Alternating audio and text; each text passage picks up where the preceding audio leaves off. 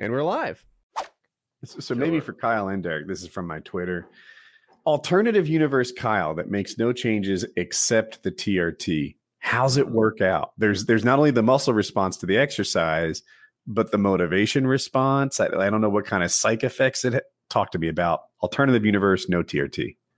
So his ability to recover would obviously be lower. So he would probably be doing less, intensive of exercise. Like he wouldn't be doing as many sets. He wouldn't be doing as much volume.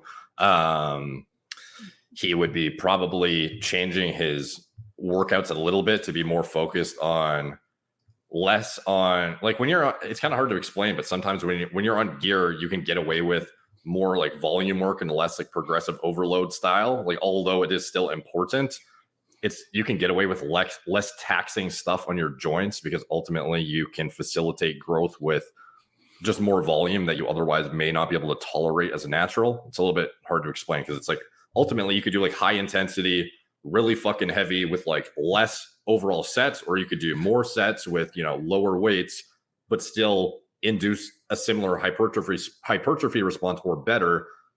And in general, the higher the volume you can tolerate when you're on exogenous tests, the better. So his like how he would respond not on gear, it would be like his training would be a bit different. Everything would be like slightly different, but in general, he still would have been able to get shredded. He just would have been like probably 15 pounds lighter, I would imagine.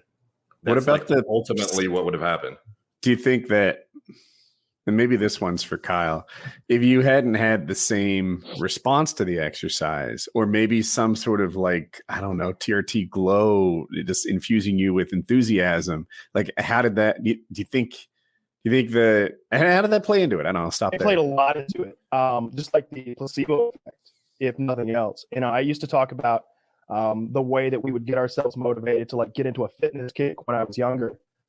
We do like these 6-month spurts where I'd get pretty muscular, like obviously nothing like what I've done this time around, but like 6 months of working out hard as a natural, and like getting like visible like muscle definition, and maybe like seeing the top of an ab, like when you're in bed and you're like sitting up just right or something. I remember my girlfriend was like, "Ooh, starting to get a little bit of an ab there," and I was like, "That's a terrible compliment." You're not fat as fuck anymore. Wow. Yeah, you're top 40%. But what we would do back then is we would go and like blow as much money as we could at GNC on like fucking cell tech and protein. And there was something about having just blown $250 that was like this sort of placebo thing, or not really placebo, this motivational factor where it's like, you just spent $300 on nonsense. Get in there and lift those weights. Like, just you can't let that shit sit on the counter. Like if nothing else, work out until it's gone. Like there's a little bit of an effect that comes from that. So like, there was a lot of things that like motivated me to keep going along the way. One, I really didn't want to let Derek down at all. Two, I just didn't like the idea of failure. I don't like that at all. I had set out to do a thing and I wanted to get it done. And like I said, that little metaphor earlier about I've got someone in front of me cutting that path through the jungle for me. I know that he knows the way out. And as long as I just stay right behind him, we're going to get there. So like, it was easy for me to stay motivated because of things like that. And as far as like, obviously I've worked out without testosterone, I've worked out with testosterone. And I would say like the biggest difference is the recovery. At first I got really sore, right? Like the first few workouts, but after like a few weeks, maybe even a month and a half, 6 weeks, I didn't get sore really anymore. Like not any like serious soreness. Certainly not that sort of like, oh, it hurts to get out of bed kind of soreness. Not like you're walking weird after a hard leg day. Just never happened. Like for a day, and then it would sort of be gone. And I think, and that is probably could be attributed to a number of things that I was doing. I don't know if I told you, Derek, but I take those 105-degree Epsom salt baths for an hour every night, while letting that shampoo you sent me soak in for an hour. So like every little thing that I could do, because I read that those baths at that temperature for an hour burn as many calories as a 30-minute walk. And I was like, well, I'm already walking 45 minutes a day. doing an hour's worth of cardio a day. Let's just use part of the time when we're sitting on our ass to just sit in boiling hot water with Epsom salt. And like, I think that maybe helped with some of the muscle soreness as well. And I always use a foam roller and shit like every day. So I did everything I could to like be able to get back in the gym the next day and just go as hard as I could. And you did, of course, like push, pull, legs, rest, push, pull, legs, rest, just in a cycle the entire time. Yeah.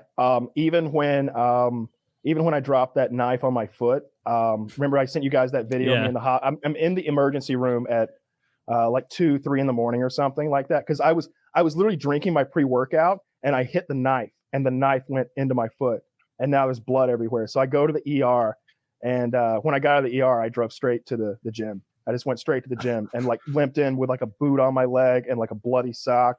And they're just like, dude, what happened?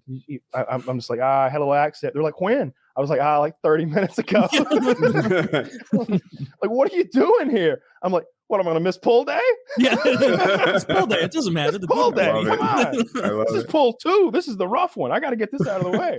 Yeah, for a lot of the things, that's how it was. Like if Derek was like, yeah, how about this much selenium? I was like, how about it? It was like selenium. I've heard of this. Yeah. Oh, you think that's one of the X-Men, right? I don't even know the first letter. Is it C or an S? It could. Who knows? S. Ubiquinol. You say, oh, $33 a month now for this little purple pill that you think I should take. Well, here we go. And like now I have like, so that's the second most expensive part. That's what I was kind of getting at. Like the diet is expensive, but my supplements are so goddamn expensive. Like everybody thinks the TRT is expensive. They're like, how much is testosterone? Are we talking like $2-3 grand a month? I'm like, all right, we're not talking about HGH here or something like this is just testosterone. It's really, really, really fucking cheap. But when you get into when you're taking Thorne multivitamins every day that are like $50-$60 a month, and you're taking like the selenium is like $12-$15 a month, and then the ubiquinol is like $30-$35 a month, and then like the vitamin K, like with all the different kinds of K, is like another $30. And I'm just scratching the surface because they're all on my coffee table in there. When people come to my house, they're like, "The fuck do you have there? What is this giant pile of pills you have?" Because I've got like not only like I take about almost 30 pills a day, right? With the when you combine that load stack, I'm taking 30 fucking pills a day. So like if someone's ever around when I'm taking them, I have to get this big glass of water, and I'm just like, I put them all in a pile, and I'm just taking 5-6 at a time, just fucking handfuls of them. It's absurd. Does it matter when you take those pills? Like, can you just pound them all at once, or is it like, well, you need to take the selenium late at night because it'll interact with your blood? Like, the Thorne multivitamin is an AM/PM mixture, so you take 3 in the morning, 3 at night, and but everything else I usually take like with breakfast. Or whenever I wake up, and I try to get everything done at the same time. I do my L-carnitine an hour before cardio or whatever's like the most strenuous thing of the day. If I'm not doing cardio, it's obviously lifting. But so I'll usually inject like both my testosterone and my L-carnitine at the same time an hour before whenever that workout's coming. Not that the testosterone is that it matters, when I take it exactly during the day. Just if I'm going to be injecting one thing, I might as well inject the other, I feel. Just get it all done. Yeah.